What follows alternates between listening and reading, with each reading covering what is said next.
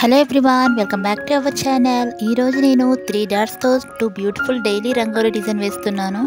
నేను వేసే ఇలాంటి చిన్న ముగ్గులు మీకు నచ్చినట్లయితే లైక్ చేయండి, షేర్ చేయండి. మీలో ఎవరైనా ఫస్ట్ టైం నా వీడియో చూస్తున్నట్లయితే సబ్స్క్రైబ్ చేయడం అస్సలు మర్చిపోకండి ఫ్రెండ్స్.